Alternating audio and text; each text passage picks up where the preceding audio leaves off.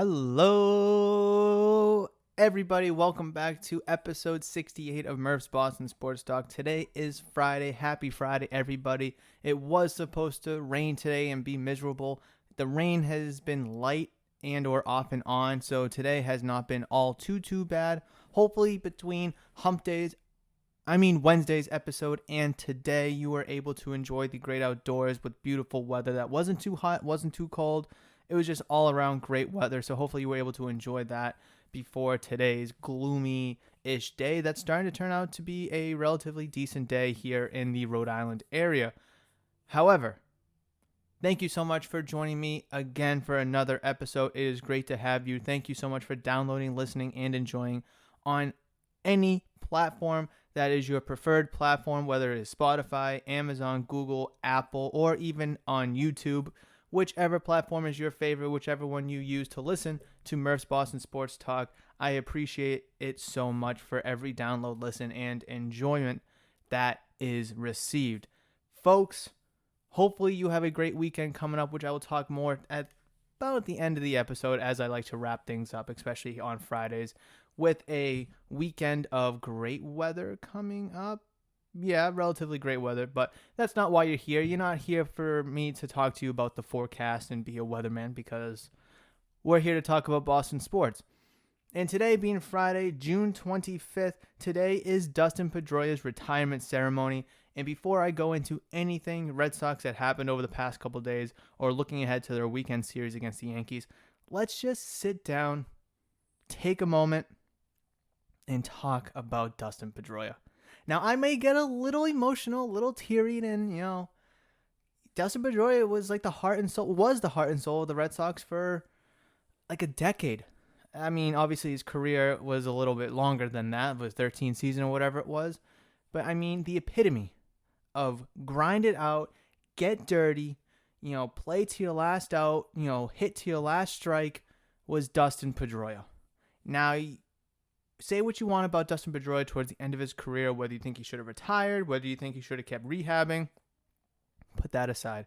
We're not here to talk about that. We're here to look back on Dustin Pedroia's amazing career, who easily, if this was still a thing in baseball, easily could have been the captain of this team. He had that presence, and he commanded that much respect and loyalty and effort. It was... I never got to meet the guy. I don't even think I have an autograph of him. But just hearing stories of other people meeting him and just stories you hear about Dustin Pedroia through reports and, headlines, seems like a great guy. I wish I would be able to get to meet him one day just to, pick his brain about baseball, because he is a baseball guy, obviously, right? And it would have been really, really cool for him to play a couple more seasons in a different capacity. I always said that he should have transitioned maybe over to first base until JD Martinez either moved on or retired, and then he could have been the DH, or kind of flip-flop those two guys as the DH. And I think Pedroia at first base, he still had the glove, he still had, I don't want to say the quickness because of the knee, but he still had the fielding instincts and the fielding IQ. And I think that would have really served him over at first base. Yes, an undersized first baseman. However, I don't think that would have mattered at the end of the day, because he would have been fantastic at picking the balls out of the dirt, which I think are more apt to be thrown from third, short, and second base than maybe a higher throw where, you need a big, tall guy like a Bobby Dahlbeck, who we have this year. So anyways, let's talk about Dustin Pedroia's career overall. The Red Sox came out on their Twitter about 28 minutes ago. They tried to recap his career, and I'm just going to read basically what they have. I didn't come up with any of these statistics, facts, or anything. This is just solely from the Red Sox Twitter account that was released a little before 1 o'clock. And his career numbers are 299 average, 365 on base percentage, 140 home runs, 394 doubles, 725 RBIs, 922 runs, 138 stolen bases, 549 extra base hits, and 2,649 total bases. I wonder how many total hits he had in his career. They didn't mention that.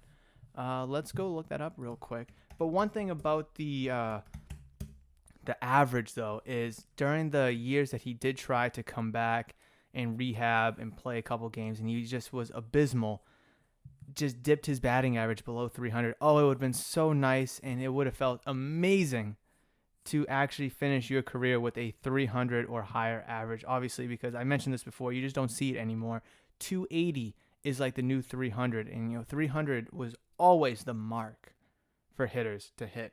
But now it's just like, hitting for contact and average, it seemed like an old archaic thing nowadays in age of home runs or nothing, right? So what was it? His total hits. Do I get that? Yeah, he had 1,805 total hits in his career. So close to 2,000.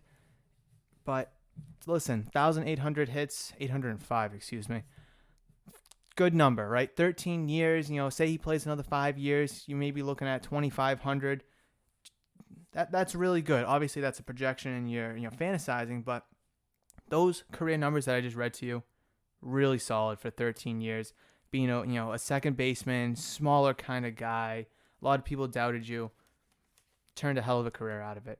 He is a 3-time World Series champion in 2007, 13, and 18. He won the 2008 AL MVP, the 2007 AL Rookie of the Year, 4-time AL All-Star in 2008, 2009, 2010, 2013.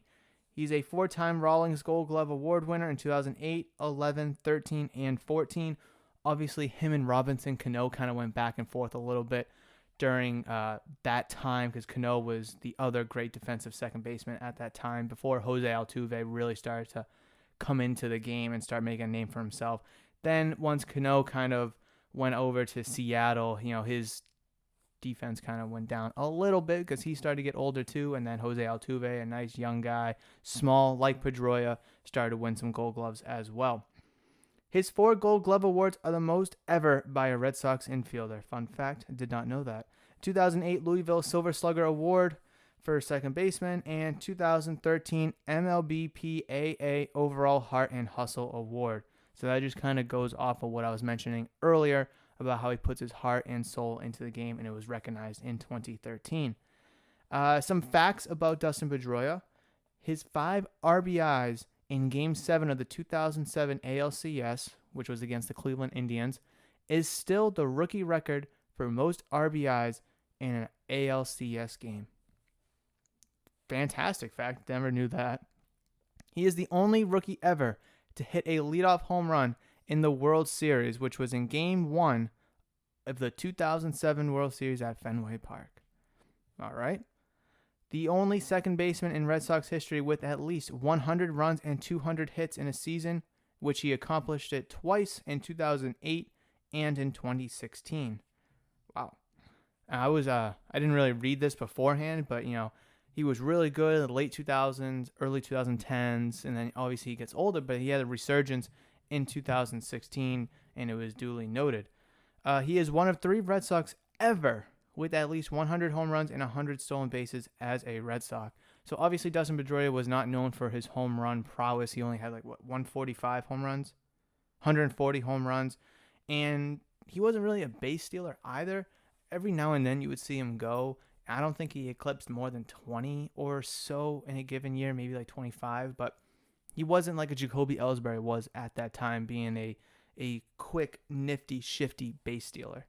He is one of only 4 Red Sox ever with 200 hits and 50 doubles in a season. I think Rafael Devers might be in that list as well. I'm not exactly sure. I know Devers was close to 200 or around 200 in 2018 or 2019, and he led the league in doubles that year, I believe, as well.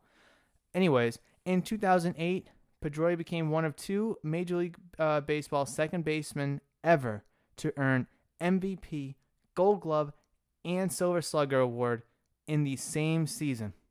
Real quick, pause. Who do you think's the other person? This was the other person won these awards in 1984. I'll give you 3 seconds. 3, 2, 1.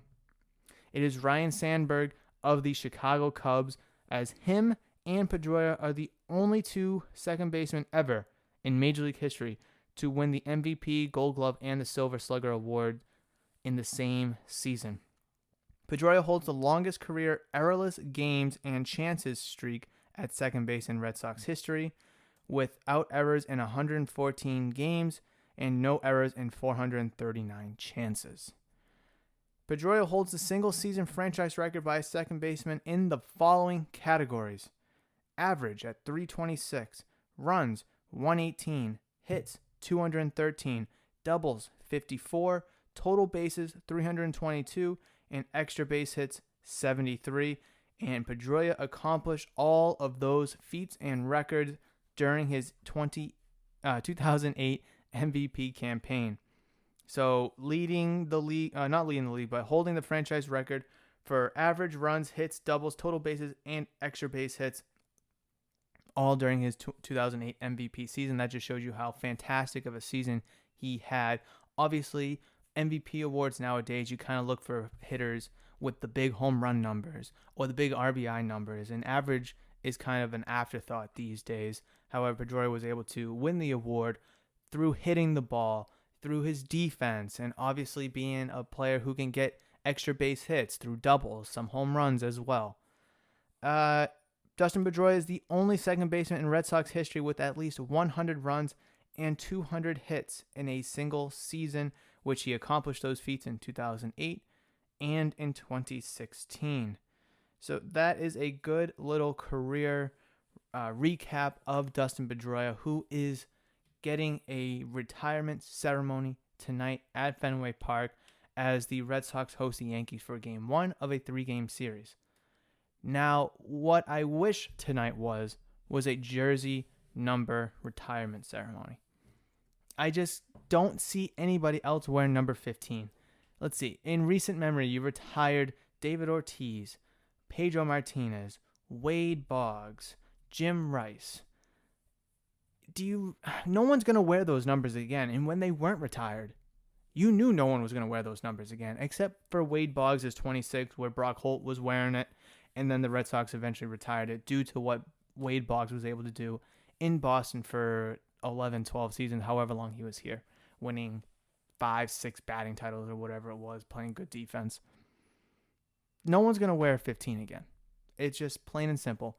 No one's going to wear 49 again, Tim Wakefield's number. No one's going to wear 33, which is Veritek's old number. People are still wearing 24, Manny Ramirez's number. But I don't know. I kind of think they would retire that number for Dwight Evans over Manny first. But that's a conversation for another day. You just look, Veritek still works for the Red Sox as a catcher, bullpen, pitching coach. I don't exactly, well, not the pitching coach, but he works with the pitchers and catchers as a form of assistant. So he still wears his number, which I understand it not being retired. But Johnny Pesky, when he was still alive, R.I.P. Johnny Pesky, he would be in the dugout sometimes, helping out here and there as, an older gentleman with his number 6 jersey on. But his number was retired by the Red Sox in 2008, I want to say. Don't quote me on that. But I really wish that this was a jersey number retirement ceremony for Pedroia. I absolutely think he deserves it. And like I said, when Ortiz retired, and before they announced that his jersey was going to get retired, during the whole 2016 season, you knew that it was going to happen, that his number 34 would go up with the greats. You knew that Pedro Martinez 45 was eventually going to go up with the greats. Maybe not at first, but over time, when you see people not wearing it, it's kind of like a hint. We're kind of waiting on Tim Wakefield's 49 to get thrown up there as well. He's a 2-time champion, a couple all-star appearances, been with the team for, 15 seasons or whatever, as a dependable, reliable knuckleballer. And then Jason Veritek, his number's going to get retired as well. Might as well just retire Pedroia's number. And that's what I wish tonight was, because I think, A, he deserves it. He gave everything to this organization, heart and soul. When he signed that big, I guess at the time it was a big contract, he took a pay cut, like $14 million a year or whatever it was at that time. His market value could have easily, at that time when he signed that extension in 2012, I want to say it was, his market value at the time could have easily been north of $20 million if he was to hit the open market. But he took a pay cut to stay in Boston because he loved the city, and the city reciprocated that love for him. Could an announcement be made that the Red Sox will retire number 15 tonight? Dustin Pedroia's career, through all this and all that, I think it's best that the Red Sox organization make sure no one wears that number again, and then they'll have him back at Fenway Park maybe later in the season. Sure. I would like that, yeah. I would absolutely love that. And if that's the direction they go in, then damn, congratulations and, hell of a story. But if they don't do that, it's going to kind of be a slap in the face. Because if I'm Pedroia, I would low-key expect my number to be retired. I low-key would. Yeah, I low-key would. I mean, the rule of thumb, I guess, is around, 8 to 10 years with an organization to get your number retired. I know Pedro was only with the Red Sox for 8 seasons, but you look at everyone else who spent, over 10 years or at least 10 years with the team. They deserved it, in their own essence. Whether it's Williams, Cronin, Yastrzemski, Fisk, whoever, they all deserved it. And I think Pedroia's in that class too. Look at everything he's done. The average, the on-base percentage, the extra base hits, the defense. He was a leader. Those are all things that you should look for in a legend for your franchise, and that franchise should recognize that player by making sure no one wears that number ever again here in Boston. So again, tonight is Dustin Pedroia's retirement ceremony where he will be honored by the Red Sox organization tonight at Fenway Park before the Yankees game, the first game of 3 where the Yankees are in town. I'm definitely going to be tuning in. I cannot wait to see Pedroia back at Fenway because I'm very hurt of how his career did end after the whole knee injury, rehabbing, getting setbacks, derailed, coming back, then getting re-injured. The last 3 or so years for his career was kind of a waste and a wash, and you would have loved to see it play out. You really would have, because he would have made a huge impact on that 2018 team where the Red Sox wouldn't have to go out and trade for Ian Kinsler. They would have just had Pedroia. 2019, the team could have been a little bit better. Who knows? So I'm very excited for Dustin Pedroia, and I think you should be as well. And I want to hear your thoughts down below, or reaching out to me through social media at Murphs_BostonST, where the ST stands for Sports Talk. I want to know your favorite Dustin Pedroia memory. It could be being at the ballpark and he signed a baseball for you. It could be, watching on TV. He made a great diving play, hit a home run, whatever it may be.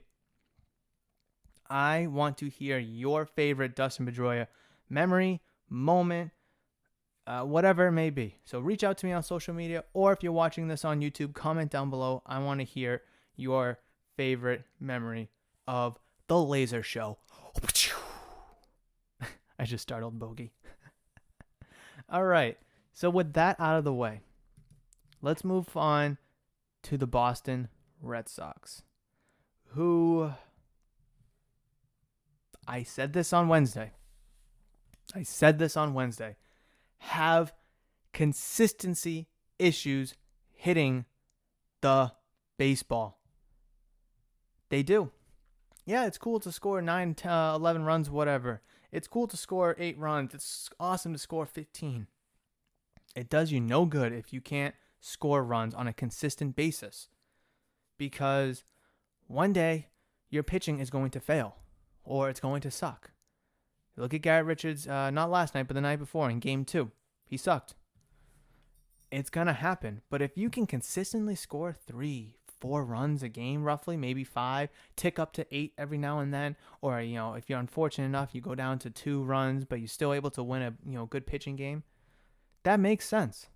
But the Red Sox lost to the Tampa Bay Rays 1-0 last night down the Trop, losing the series 2 of 3 and losing first place, who are now in second place by half a game. Nick Pivetta had a no-hitter through 6 2/3 innings and got pulled. 6 2/3 innings, this guy had a no-hitter. It meant nothing because the Red Sox weren't scoring any runs. Then Josh Taylor finished out the 7th inning, finishing that with the no-hitter still intact, and Darwinzon Hernandez did give up the first hit to the Rays. I don't know who it was to. It was Manuel Margot, I think it was. Kevin Kiermaier, I believe he hit a double or some shit. So, that's the wrong game. No, go back to the other game. There we go. The bullpen, they did fine. I mean, obviously Matt Barnes comes in the 9th inning to get the game to extra innings, and he does blow it there by the Rays winning on a pass ball out of all things. I saw the thing on my phone. I was like, oh, they hit a damn walk-off home run. And I look at it, it's a pass ball. I'm like, are you kidding me? The bullpen, generally speaking, I think is okay. I don't know if it's a strength. But I mean, giving up 1 run to the Tampa Bay Rays over the course of 9 innings, if you look at it for what it is, that's really good. That's really, really good. But having a no-hitter into the 8th inning does absolutely nothing. Does absolutely nothing when you can't score any runs. And speaking of scoring runs, how about just hitting the ball? The Rays had 2 hits all night. 2 hits all night and were still able to win 1-0. And they only had 3 walks. So it's not like they had 10 walks. They had runners on the bases all the time. Granted, the Red Sox did have 2 errors in that game. But come on, guys. The Red Sox are Chavis got a walk, Verdugo got a walk, Bogarts got a walk, and Devers got 2 walks. So there's 5 walks right there. 5 base runners for free. Along with your 4 hits where Jumbo Dong got 1, Hunter Renfroe got 1, and Christian Vasquez got 2. So altogether, you had 9 people on base throughout the entirety of the game, with all things considered, when you add up hits and walks. 9. And you can't score a goddamn run. 1. All you needed was 1. I mean, I guess hypothetically you needed 2, but just to go into the bottom of the 9th inning with already 1 run, make it a save situation, put the pressure on the Rays instead of the pressure on you. It's disgusting. It really is disgusting. I mentioned this on Wednesday, how they have consistency issues. They cannot just go game in and game out, scoring no runs, scoring 1 run, and then just exploding for 9 runs here and there. That's not how teams win. That's not how championships are won. This team needs a resurgence, a boost. Enrique Hernandez, Kike, 0 for 4. Bobby Dahlbeck, 0 for 2. Marwin Gonzalez pinched hit for Bobby Dahlbeck. He went 0 for 1 as well. Michael Chavis, who led off the game, went 0 for 3. I mean, the Red Sox need to do something here. They need to do something. Maybe they do bring down Bobby Dahlbeck to Worcester, let him get some, playing time down there, work on some things maybe. And maybe you bring up Jarren Duran. I don't know. Maybe you go out and make a trade and just say, screw it. Maybe Duran isn't ready. Bobby Dahlbeck clearly isn't ready. He's struggling big time. But something has to be done, because you cannot rely on Verdugo, Martinez, Bogarts, and Devers night in and night out. Because yes, as great as hitters they are, sometimes they will fail. Sometimes they will have cold games. I mean, Martinez went 1 for 4. Okay. Bogarts went 0 for 3, but at least he had a walk. Devers went 0 for 2, but he had 2 walks. So, and then Verdugo went 0 for 3, and he had a walk. So, in some capacity, they're still getting on base. In some capacity, all 4 of them got on base at least once. I mean, it's the rest of your lineup that's not doing it. And Christian Vasquez, I'm going to exclude him from this one because he went 2 for 3 last night, and he's having a decent season so far. Let's see, what is his average this year? His average is 259, but let's not forget, he's not a offensive catcher. He's more of a defensive guy. That's kind of what he's been his whole career, and he's had some pop here and there. Okay? But generally speaking, he is a defensive catcher. And him hitting 259 this year, I'll take it. I seriously will take it. I will take it and run. But come on. I still have the stats in front of me. Obviously not including these past couple games. Where did the stats go? Oh. Hold on. I lost the page. Hold on. I'll get there. Here we go. Verdugo, Cordero, Renfroe, Chavis, Martinez, Hernandez, Santana, Gonzalez, all hitting 232 this year. All 7 guys have played at least one game in the outfield and are hitting 232 combined.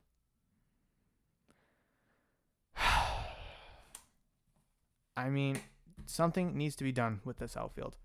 You're not going to move Verdugo anytime soon, so he's going to be a staple, whether it's left, center, or right. Hunter Renfroe is having a relatively decent season this year. He's 9 home runs, and he's hitting 260 with 34 RBIs. For someone that's 29 and you sign him for a 1-year contract, that's not that bad. I mean, you'll take that.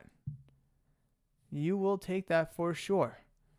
But going back, you brought up Michael Chavis. You signed Kike Hernandez. You signed Marwin Gonzalez. You signed and brought up Danny Santana.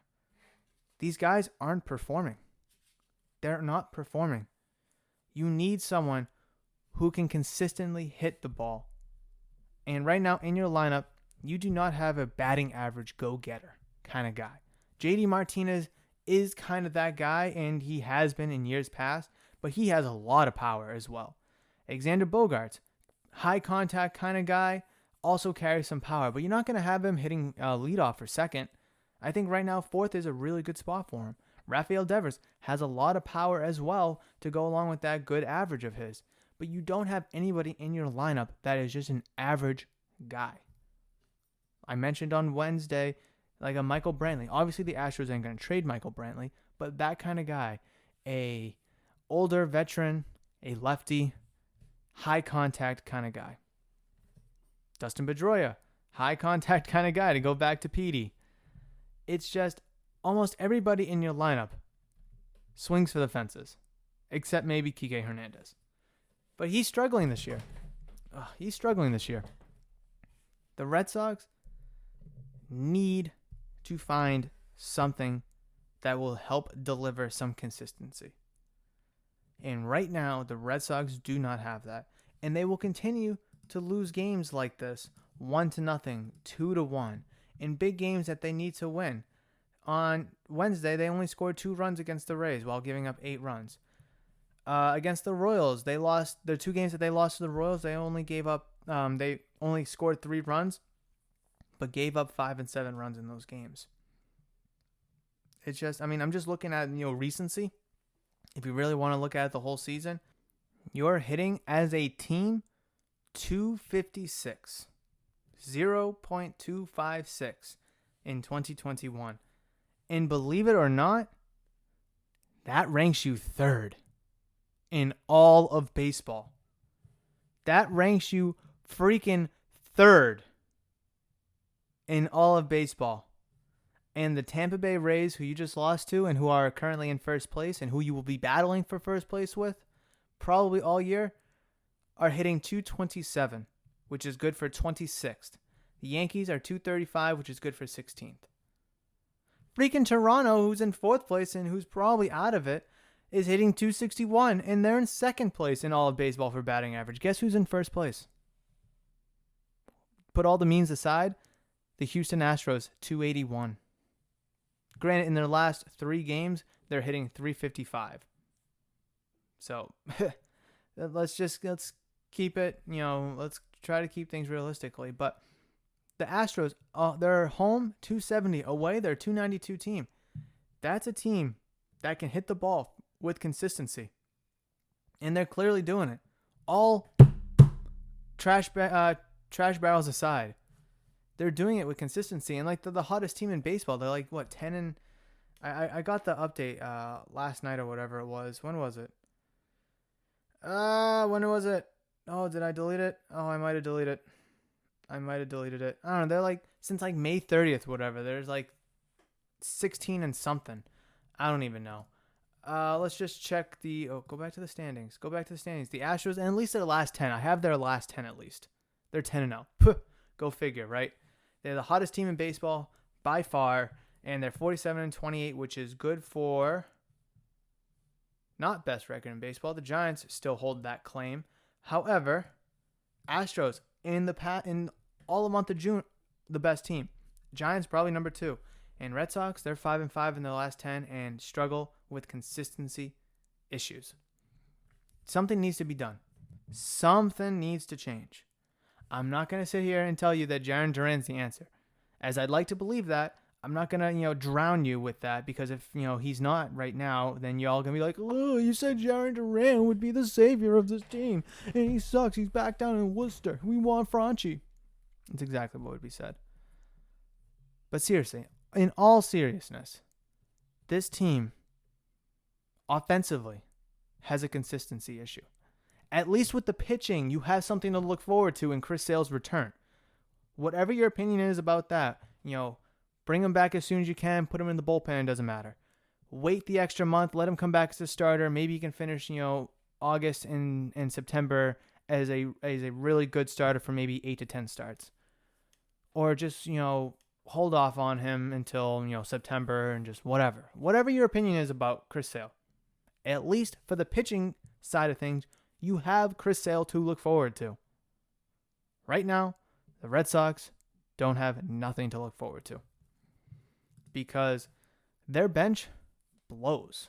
You have Marwin Gonzalez, Danny Santana, Michael Chavis, and usually it's Kevin Plawecki, but right now it's Connor Wong, and none of them are doing anything. Yes, you're very versatile. Holy crap, Michael Chavis can play first, second, third, and left field. Marwin Gonzalez can play all over the infield and all over the outfield. Connor Wong can play catcher and a little bit of third baseman. And Danny Santana can play all the outfield, first base, and I guess DH as well. Wow. The utility is fantastic. That's great. It's awesome. But do you need 4 guys that are your utility guys? Kike Hernandez, Marwin Gonzalez, Danny Santana, and now Michael Chavis. Do you need that? No. Waive Santana, trade Marwin Gonzalez, figure something out, because this team will start to crumble, and fast. Because teams in baseball should, and are expected to hit the ball better now that the summer is here, because during, the dry, hot days of summer, hitting explodes, and now obviously the whole controversial sticky foreign substance thing is being heavily enforced by umpires in baseball. So that is going to potentially cause pitchers to suck more, causing hitters to be able to hit the ball more. I don't know. I don't want to come back here on Monday after a 3-game series with the Yankees, losing 2 of 3 or getting swept, and being like, well, fuck. What are we going to do? We're almost in 3rd place, and we're still having consistency issues. What do we do? Danny Santana went, 0 for 4 again. Marwin Gonzalez went 0 for 4 again. Kike Hernandez went 0 for 3 again. I don't want to do that on Monday. I don't.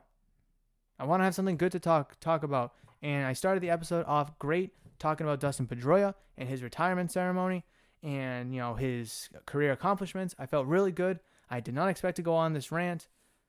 However, it happened. But come Monday, if the Red Sox don't win this series against the Yankees, now I'm not going to say a sweep. That's asking a little much. Yankees are, really hot past 10 games. They're 7-3 in their past 10 games. But if they can win 2 of 3, be in a good mood. We'll be in a good mood, hopefully. Hopefully it's a good weekend series, starting obviously with Pedroia's retirement ceremony. And then we're going to get a good game 1, 2, and 3. I'm really looking forward to it, and I'm really excited about it.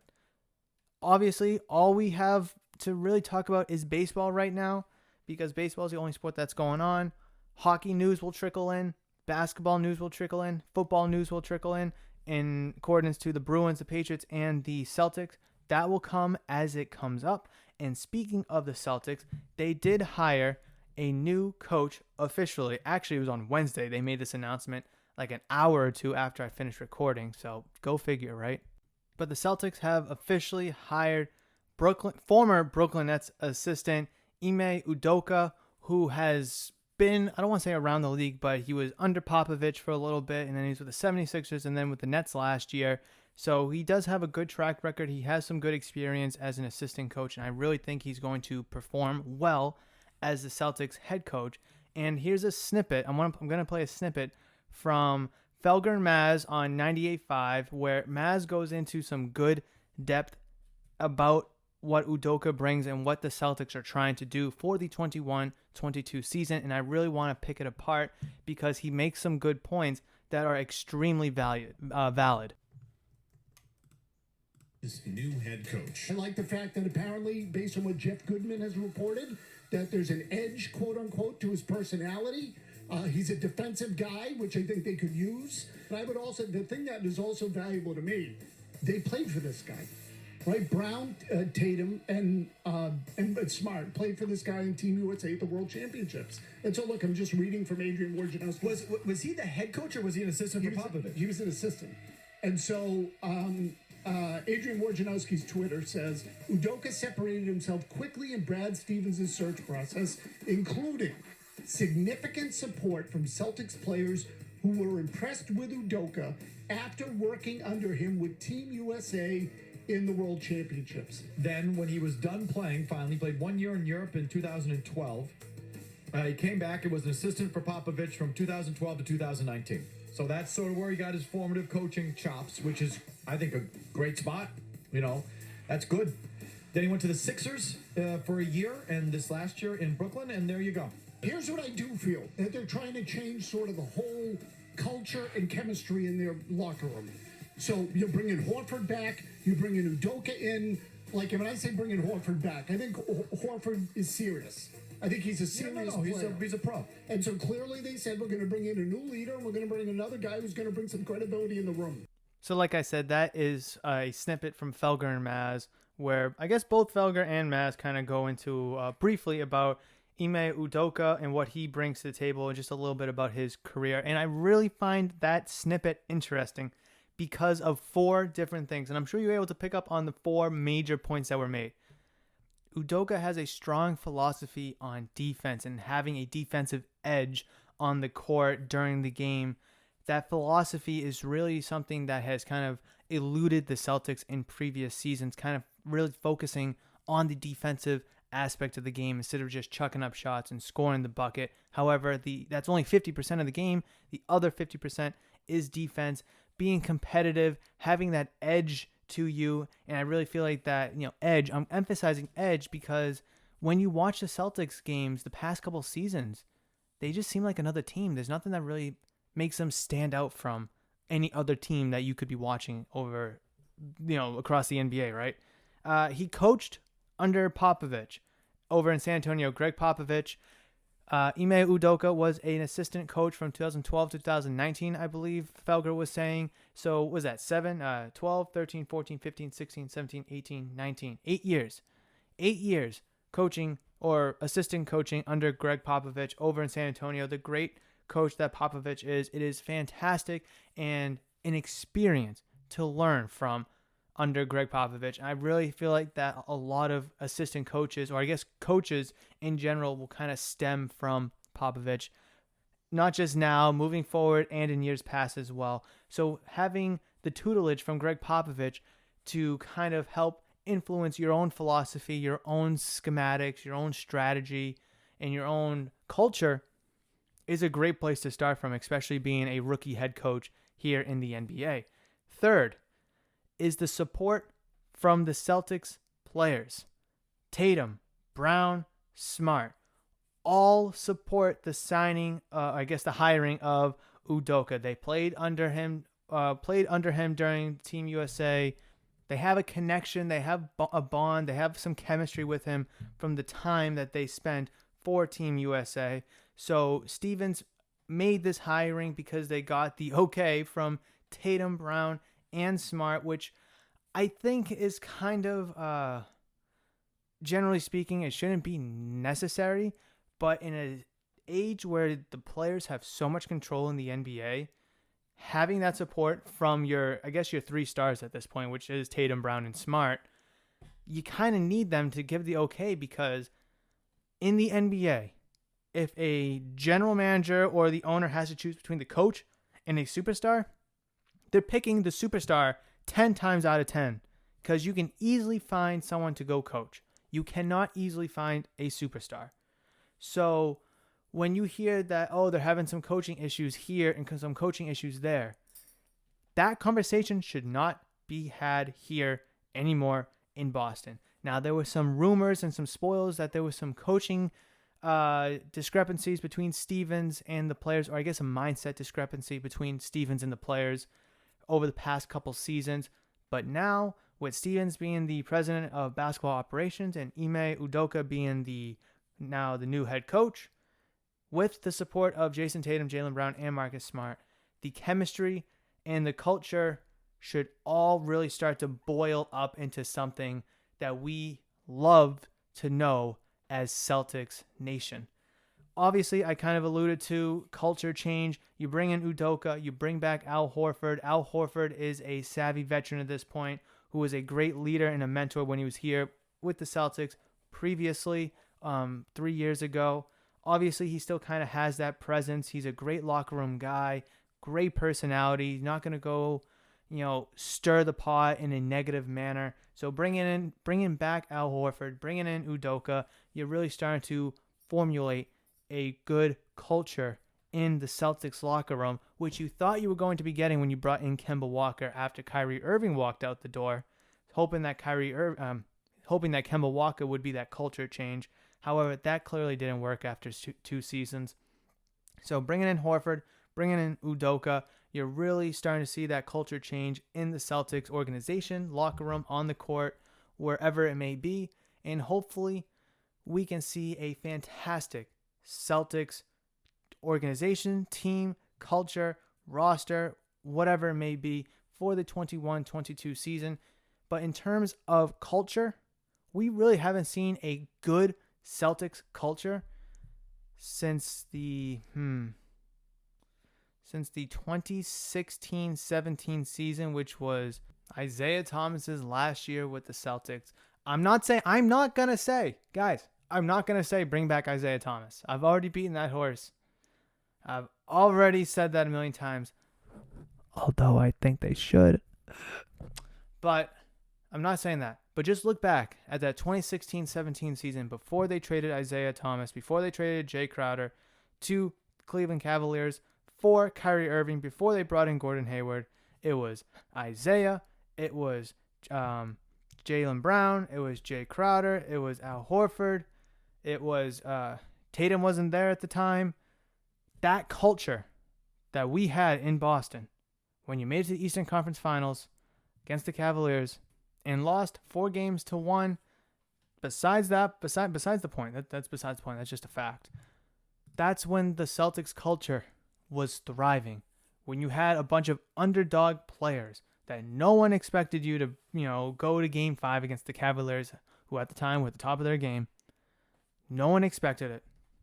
But you did it anyways, and you were able to be easily rooted and cheered on because of the culture, because of the players, your attitude, your effort, your culture, all of it. Because you guys were underdogs. And I'm not saying I want the Celtics to be underdogs. I'm just saying when you have that mentality where you have to give 110% night in and night out on every single play, having that culture mindset is crucial. And hopefully with Horford back, with Udoka now the coach, and other moves that are still to come, hopefully the culture for the 21-22 Boston Celtics will be exceptional, and hopefully it is something that we can really look forward to for the next couple of seasons as we get to see Brown and Tatum mature even more, as we get to see the current younger guys, the Naismith, the Langfords on our team, Robert Williams, the Time Lord, as they start to grow and progress as National Basketball Association players. Really interested to see. I like this hiring of Ime Udoka for the Boston Celtics. I really think he brings a lot of good intangibles to the team. Bringing in Al Horford now makes a little more sense when you look at it, when you're really looking to drive home culture, locker room, leadership, right? That's what you're trying to really hammer home, which is something that feels like has lacked the past few seasons with, Kyrie on your team, Kemba, that experiment failing, the Gordon Hayward thing kind of, blowing up in your face due to the, horrific injury. But with all that being said, I like these two moves by Brad Stevens, the trading of Kemba for Horford and other pieces, and then the hiring of Brooklyn Nets, former Brooklyn Nets assistant coach Ime Udoka. I like the vision that Brad Stevens has right now as the president of basketball operations for the Boston Celtics. I'm really looking forward to what other moves are to be made in the near future. Guys, that is all my thoughts, my opinion, and my take. I want to hear yours. Reach out to me on social media. Comment down below on YouTube. Let me know what you think, whether it's about Pedroia, the Red Sox, or Ime Udoka being the new Celtics head coach. Reach out. I want to hear your thoughts, opinion, comments, concerns, whatever it may be. Let's have a conversation. Let's have a discussion. Let's have a debate. Hell, let's even have an argument. I don't care. Sports. It's Boston sports, right? Guys, that's going to do it for me here on Friday. But before I go, I do want to ask you again and again to please download, listen, and enjoy. And if you're watching on YouTube, please like the video if you enjoyed today's episode. Comment down below like I've been preaching. And also hit that big red subscribe button if you're new to the channel or haven't considered subscribing yet. I really would appreciate the support that way. And folks, I'm your host, James Murphy. Have a fantastic weekend. If you have anything that you want to talk about over the weekend or just in general, reach out to me on social media at Murphs_BostonST, where the ST stands for Sports Talk. I just ran out of characters, guys. You only get 15 characters on social media handles. Murph's Boston Sports Talk is just a little too long. But you know what? It is what it is. We'll make it work. Also, before I go, don't forget, major announcement from last episode. No more Wednesday episodes. It's only going to be Monday and Fridays moving forward for the time being. Obviously, with the lack of Boston sports, or I guess just in sports in general. Obviously, with me starting to plan, implement, and push forward with the shop soon. More details about that to come. But with all that being considered, Murph's Boston Sports Talk will only air with new episodes on Monday and Friday. No more hump day, unfortunately. I'm sorry. But I think this is for the better. I think this is a good change for the podcast in general. But with that being said, have a great weekend. Enjoy yourself. Be outside. And I will catch you on Monday's episode of Murph's Boston Sports Talk. But between now and then, you guys know that I love you. And you know that I will always see you